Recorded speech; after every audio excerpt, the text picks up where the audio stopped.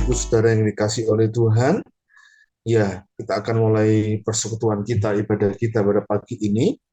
Kita datang kepada Tuhan, menghampiri hadiratnya, menghampiri tahtanya yang kudus.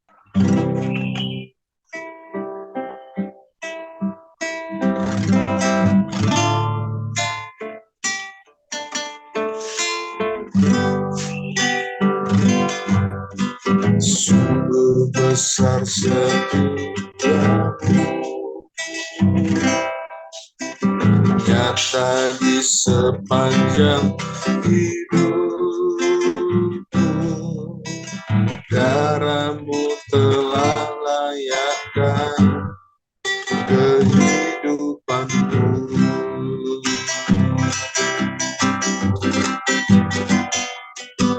Tiada kata yang bisa lukiskan indahnya Tuhan.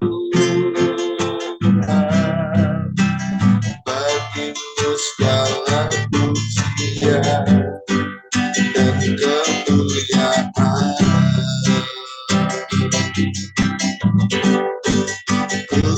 Kutinggikan Engkau Tuhan, melebihi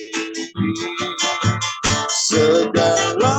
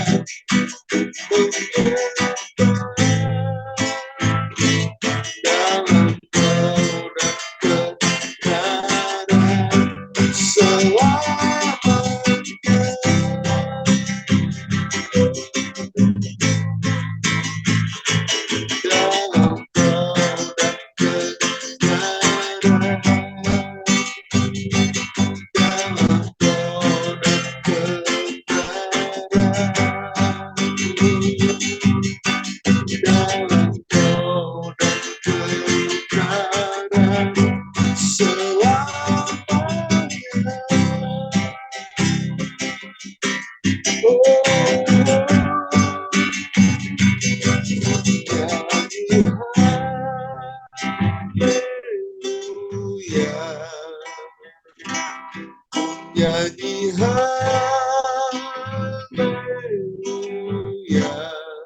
sungguh kau hebat, ajaib perkasa, perbuatan nyanyi haleluya,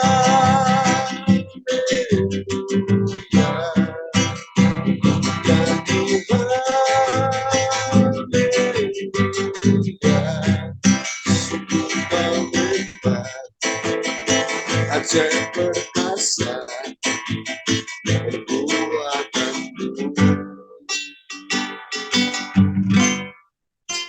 hidupku.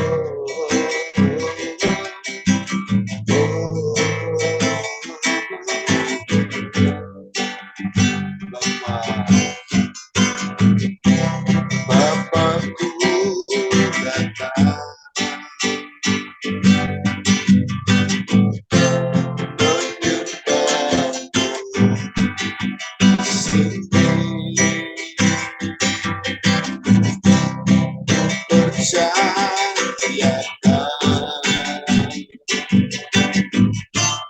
ada bagiku.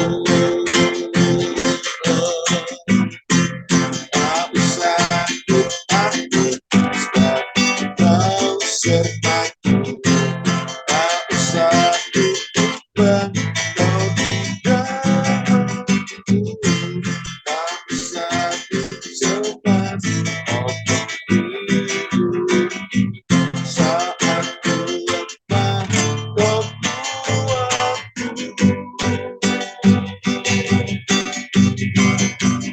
Nyanyi haleluya, nyanyi haleluya,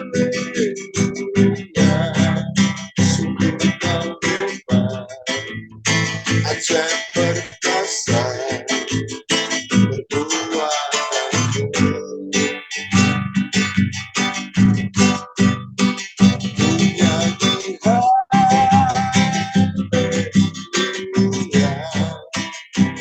nyanyi haleluya, sungguh kau hebat, ajaib perkasa, perbuatanmu. Hidupku,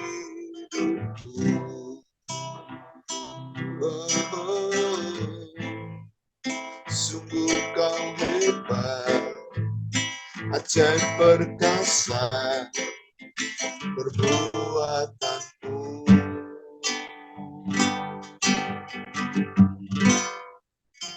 Hidupku, haleluya.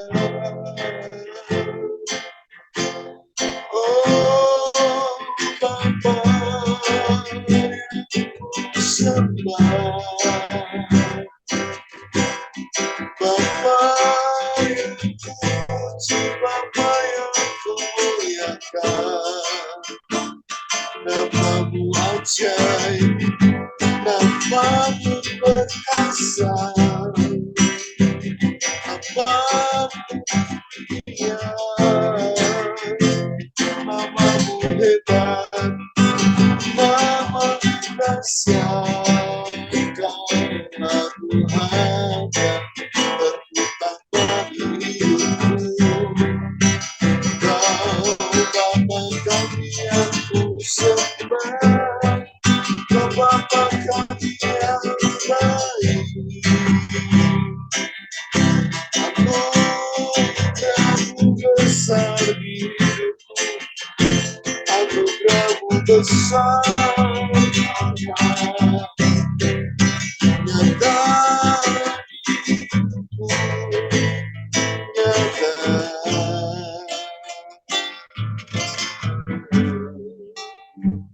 Kaulah Tuhan Raja kami, Kau yang memerintah.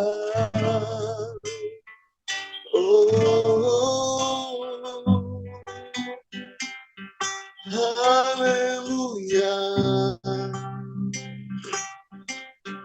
haleluya.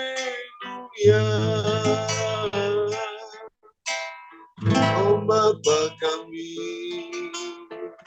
oh Engkau Tuhan yang berkuasa.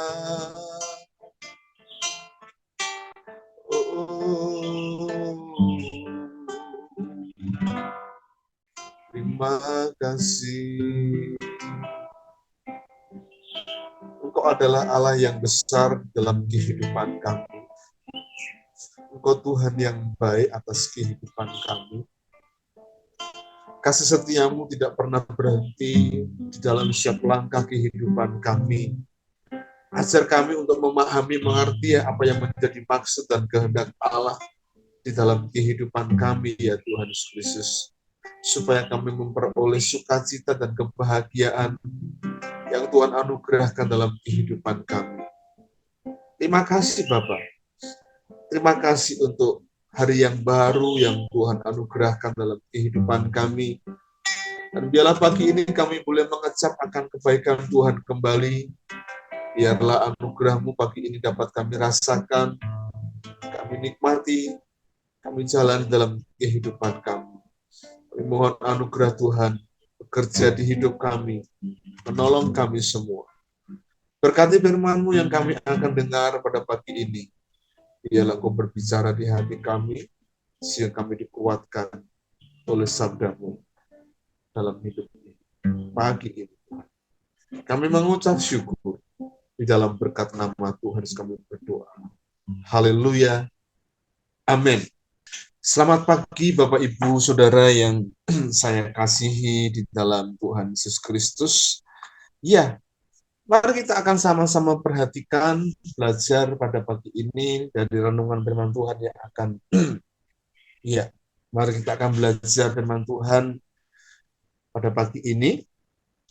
Kita akan kembali belajar tentang salah seorang murid Tuhan Yesus, yaitu Thomas. Seperti janji saya pada hari Selasa yang lalu, untuk kita belajar dari murid Tuhan Yesus yang bernama Thomas. Ya, judul renungan pada pagi ini adalah mengkritik Thomas, tapi marilah juga belajar dari Thomas.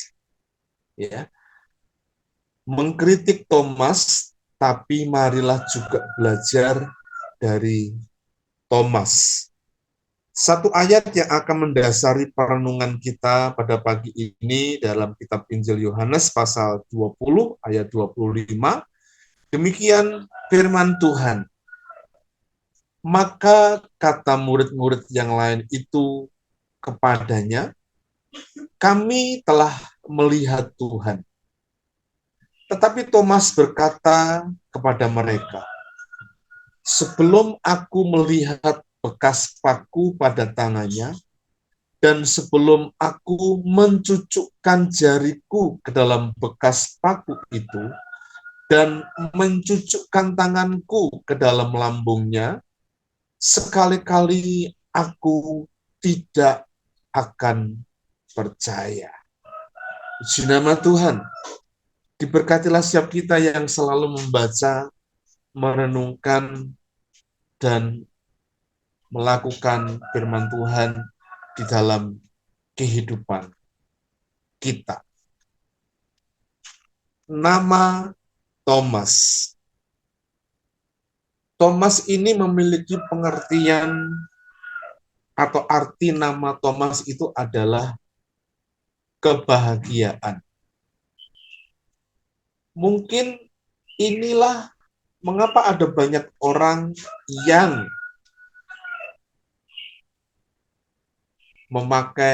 menggunakan nama Thomas. Ada apa dengan Thomas sehingga banyak orang menggunakan nama Thomas? Misalnya,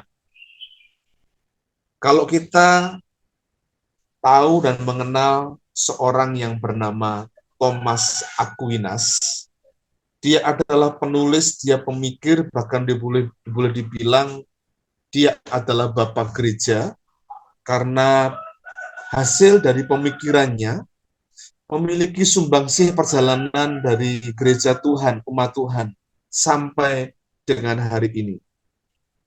Beliau adalah Thomas Aquinas. Thomas Alva Edison. Tentunya Anda mengetahui ada banyak penemu dari berbagai macam teknologi yang ditemukan oleh seorang yang bernama Thomas Alva Edison. Seorang yang juga menemukan lampu bolam atau listrik. Sehingga kita hari ini mendapatkan manfaatnya.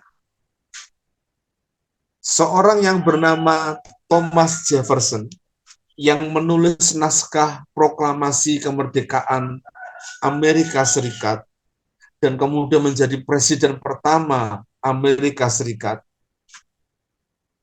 dia bernama Thomas Jefferson. Dan masih banyak lagi. Mungkin kita juga punya teman, sahabat yang bernama Thomas. Nama Thomas ini memang cukup dikenal dan menarik dan memiliki arti kebahagiaan. Pada pertemuan hari Selasa yang lalu, saya sempat menyampaikan siapakah Thomas.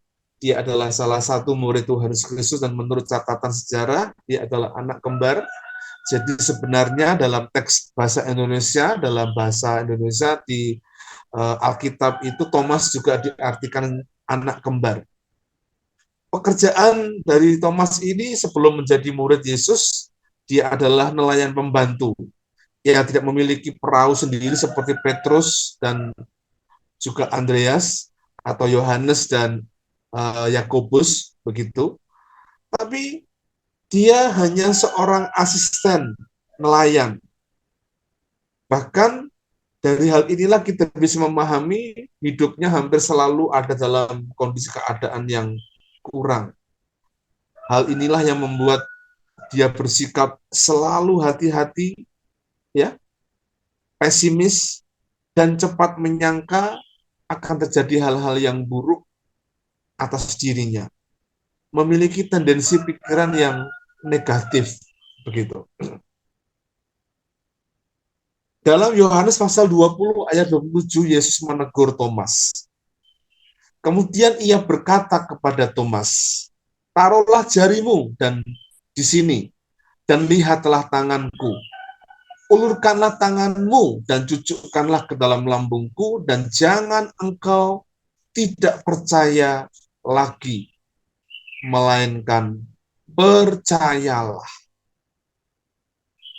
Ayat 27 ini dari manakah Tuhan Yesus mengetahui tentang apa yang harus dikatakan kepada Thomas? Sementara 8 hari sebelumnya, kalau kita baca ayat 25 tadi, kalau Thomas mengatakan bahwa sebelum aku mencucukkan jariku ke dalam lubang tangannya dan juga mencucukkan jari tanganku ke lambungnya, maka aku tidak akan percaya. Padahal Yesus tidak ada di situ. Ya, inilah kuasa Tuhan.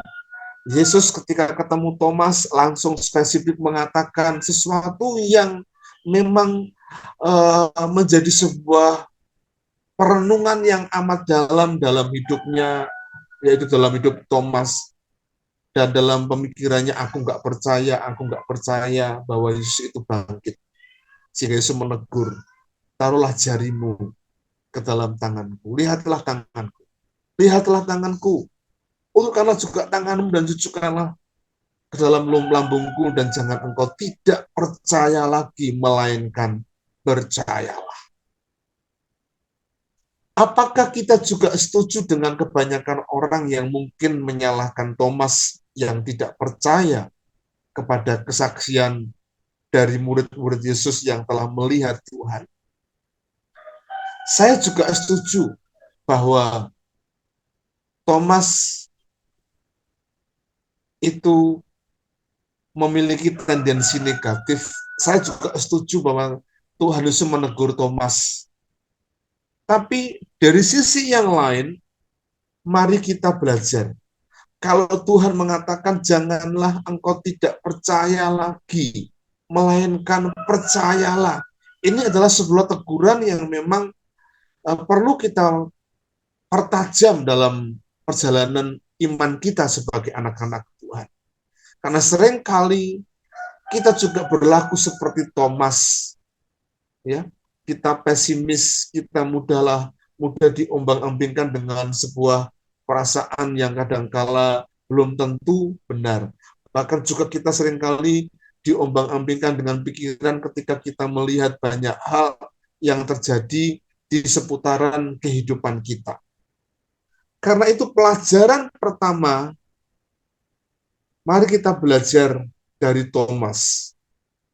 Kita memang perlu mengkritik Thomas, tapi mari kita juga belajar dari seorang yang bernama Thomas ini. Pelajaran yang pertama dari seorang yang bernama Thomas adalah dia itu tidak mau melihat segala sesuatu dengan mata iman atau mata hatinya, tetapi mata fisik yang dimilikinya. Itu lebih menonjol dibandingkan mata iman atau mata hatinya. Padahal perjalanan iman mengiring Tuhan seharusnya kita juga menggunakan mata iman dan juga mata hati kita untuk melihat segala sesuatu yang terjadi. Kalau kita melihat dengan mata fisik di era tahun 2020 memasuki tahun 2021 bahkan awal dari tahun 2022 tetap kita juga diperhadapkan kepada satu kondisi yang menakutkan, mencekam, yaitu apa? COVID-19. Karena telah banyak kematian, banyak korban di situ. Dan kalau kita melihat dengan mata fisik kita, tentunya akan sangat menakutkan dan mengerikan. Kita nggak bisa bekerja, kita nggak bisa sekolah, kita nggak bisa beraktivitas, kita nggak bisa berkumpul, berkerumun dalam persekutuan ibadah kita, seperti kita beribadah di gereja, kita nggak pergi berkumpul satu dengan yang lain, sehingga seakan-akan ekonomi menjadi lumpuh. Bahkan tidak sedikit dari perusahaan-perusahaan besar yang settle sebelum COVID, tapi pasca COVID mereka tidak ada lagi karena bangkrut. Bukankah hal ini sangat menakutkan? Tapi kondisi keadaan seperti itu, kalau kita melihat dengan mata fisik, itu akan sangat menakutkan. Tapi kalau kita melihat dari kacamata iman, melihat segala sesuatu itu dengan mata hati kita, dengan mata iman kita, maka tentunya akan sangat berbeda. Ya, akan sangat berbeda. Karena kalau kita memandang dengan mata iman, kita nggak lagi akan mengalami kondisi takut, tapi kita juga akan belajar untuk waspada, belajar untuk lebih hati-hati. Ya, kita menggunakan masker, kita mencuci tangan pada waktu itu berulang-ulang begitu. Bahkan kalau ada orang yang sakit flu sedikit saja, kita pasti menjauh, atau bahkan ketika kita batuk-batuk dalam komunitas begitu, kita sudah merasa nggak enak gitu ya. Tapi itulah yang terjadi. Karena itu, mari kita melihat segala sesuatu dengan mata iman dan mata hati kita. Mana yang lebih dominan yang kita miliki? Apakah kita melihat segala sesuatu dengan mata hati atau mata iman kita? Atau apakah kita melihat segala sesuatu dengan mata fisik yang kita miliki? Mana yang lebih dominan dari di antara keduanya ini? Apakah mata hati atau mata iman atau mata fisik kita yang kita miliki? Lebih banyak orang itu menggunakan mata fisiknya dibandingkan mata hati atau mata iman yang dimiliki. Sebagai orang percaya atau sebagai orang yang hidup di tengah dunia ini, kita memang juga menggunakan mata fisik kita dan harus menggunakan mata fisik kita. Karena mata fisik kita akan bisa berpikir, merasakan, kemudian memberikan sebuah pendapat, argumen, atau bahkan keputusan yang akan dapat menentukan perjalanan kehidupan kita. Tapi mari kita juga berikan tempat, berikan ruang untuk mata hati dan mata iman kita. Karena seringkali apa yang nampak di luar, yang kelihatan di luar, itu tidak bisa dilihat dengan mata fisik secara utuh. Tapi apa yang nampak di luar dan di dalam, itu akan dapat dilihat dengan mata iman dan mata hati kita. Thomas tidak percaya kepada Tuhan bahwa dia telah bangkit sebelum Yesus menegur dia. Sebelum Yesus mengatakan, silakan tunjukkan jarimu ke tanganku yang berlubang ini. Silakan tunjukkan jarimu ke dalam lambungku yang berlubang. Kalau Yesus nggak menegur dia, tentunya dia akan tetap menggunakan mata fisiknya. Padahal dia adalah seorang murid Yesus, seorang yang percaya kepadanya, seorang yang bergaul dengan Yesus setiap hari selama 3,5 tahun, sebelum Yesus disalibkan dan dia bangkit dan kemudian naik ke sorga. Dia tetap akan menggunakan mata fisiknya. Tapi perubahan itu terjadi ketika Yesus menegur dia. Jadi mata iman dan mata hati itu sangat penting untuk kita berikan ruang dalam perjalanan hidup kita sebagai anak-anak Tuhan. Yang kedua dan yang terakhir, ya, pelajaran dari seorang yang bernama Thomas.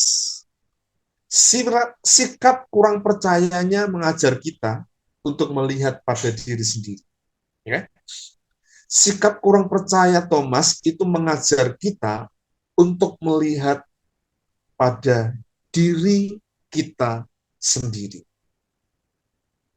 Melihat pada diri sendiri itu memiliki pengertian kita berpikir, merenung, ya, bahkan berpikir kritis, sekalipun tentang apa yang kita imani, kita perlu berpikir kritis. Bahkan ini adalah sebuah sikap tanggung jawab pada diri sendiri, karena memang pertumbuhan iman yang kita miliki itu tidak selalu terdapat dari luar, dari orang lain. Ada output yang masuk kepada kita. Tetapi yang terpenting adalah input dari diri kita sendiri. Karena itu, ketika kita belajar tentang Thomas yang kurang percaya, mengajar kita untuk melihat pada diri kita sendiri. Apakah perjalanan iman kita sampai dengan hari ini terus mengalami progres kenaikan? Atau sebaliknya, ketika diperhadapkan kepada situasi yang menggoncangkan seperti yang dialami oleh para murid dan spesifik tentang Thomas, apakah ada penurunan dalam keyakinan kita? Atau bahkan ada orang yang memberikan masukan kepada kita yang seperti yang dikatakan murid-murid kepada Thomas, aku telah melihat Tuhan, Yesus bangkit. Kemudian serta-merta kita mengatakan aku tidak percaya. Seperti Thomas. Mari kita melihat diri kita, Bapak Ibu. Mari kita melihat diri kita.